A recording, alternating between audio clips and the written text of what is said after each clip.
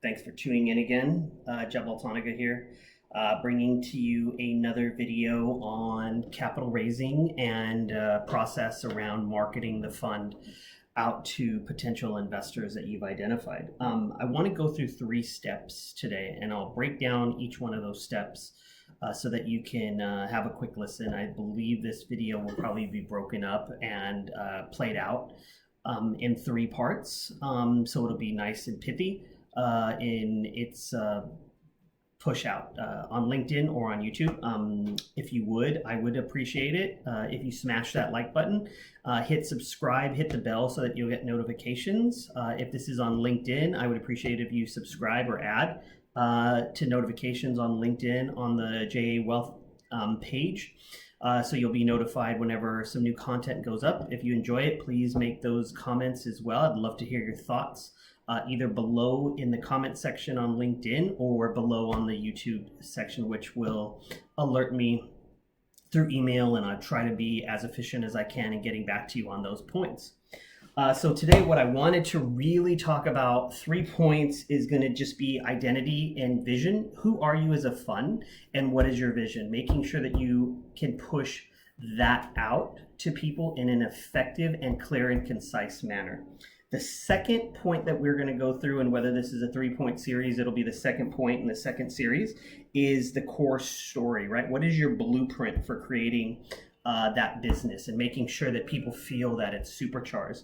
And lastly, what is the sales machine? And recently we went through some statistics and it's made me think differently about how to reach out. At the end of the day, still a numbers game, and really highlighted that point of touch. And so those will be the 3 sections that we'll cover off. The first one, identity and vision. I think I've mentioned this before. We've probably had it come up in other videos where you need to, as a fund, new, older, mature, boutique, startup, etc., clearly identify the message you want to put out there. All of your branding, anything that identifies back to your firm, logo, all of that needs to be of institutional quality. It really shows and comes through to institutional investors when you went cheap or didn't really pay attention in the thought process on how that trickles through the rest of the business. Are you going to be cheap? Are you going to not pay attention to the little details, etc.? And so with that, looking at all of these components that you would find in a large organization, whether you be Apple or IBM, Microsoft, right, Goldman Sachs, even into certain funds like a Citadel, well, there's the logo on the hat as an example, Millennium, whatever it is, right, KKR, etc., all have large teams that are looking at this and identifying it. And no one is asking you to be as good that you'll get with your messaging that these institutional household names will provide. But it's important and crucial for you to at least have given it a lot of thought, and if necessary, go outside, go out to external sources, get them to give you a quote to be able to get this really buttoned up so that you present a polished message to the investor community that you are serious, you're running a business, and you're doing what it takes to make sure that that professional image is translated across in everything that you do, all your communications. Moving on to number 2, the core story, right? And so I think you have to think about, from a core story, the blueprint for what you're pushing out there. Along with branding and identity and that marketing message and having that I mentioned in point 1, the core story is going to be who you are. What brought you from your experience, whether you worked at other firms or you worked, if you were an operating partner, this is more venture or private equity driven, but how did you get to the point today that you're running a fund, and how you think you're going to be able to deliver difference in value given your prior experience? You're not looking to tell them you're reinventing the wheel, or you've got some unique process of investing that's going to make everything different and it hasn't been tried before. That's going to make them a little bit more skeptical and probably delay you, just given the time spent on explaining why it's different. So stick to the basics. It's fundamentals. It's blocking and tackling. But having a clear path on those experiences. And if you had drawdowns, maybe you've lost money on certain deals, it's also really good to be able to explain, one, why you lost on deals or you had drawdowns of a certain nature, and how you've learned from that, right? How has your process evolved? What did you learn from that lesson on the drawdowns? That is crucial as well.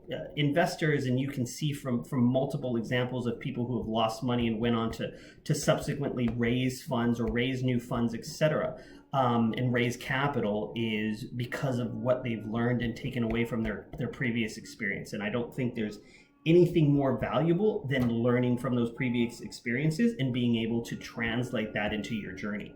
So again, the core story: what makes you able to do what you're doing? What makes you trustworthy to be able to do what you've done? What experiences led you to get to that journey and where you are?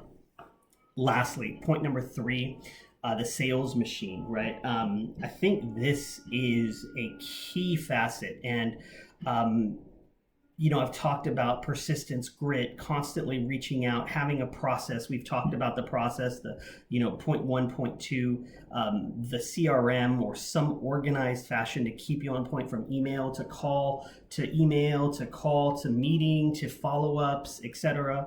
Newsletters, being able to be front and center in these investors, etc., is crucial. And I want to leave you with some statistics.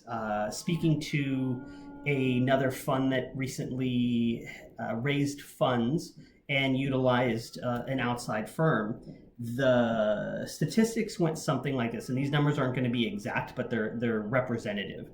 There was 7,500 emails that were sent with information on this fund. Now, obviously, they used an automated approach. They sent a lot of these emails through marketing campaigns, sequencing through CRMs or distribution channels, etc. But there were roughly 7,500. We'll round it.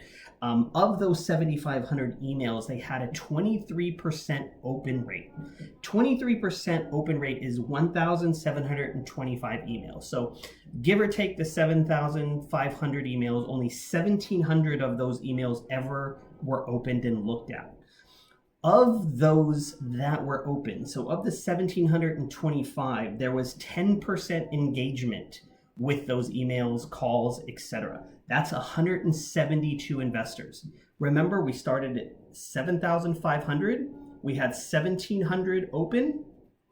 We had 10% of those open at 172 that had more engagement or a serious level of engagement. And let me just do the math really quick on that. That means from the original 7,500, that is really 2% engagement in what product you're pushing out there. From those 172, they had 50 meetings and closed on 6 or 7 investors. Again, from 7,500. So it just shows you have to be efficient. You have to be creative. Use technology, get it out there. Perseverance. It's a marathon. There's never a sprint in this except to the finish line to get over, and that's when you really need to, get engaged with those 7 investors that these guys closed after those 7,500 initial reach outs. And I wish you best of luck. Feel free, get in contact. Love to hear your thoughts and your opinions. Other than that, signing off. Stay safe. We'll post the next video in the next couple weeks. Thank you.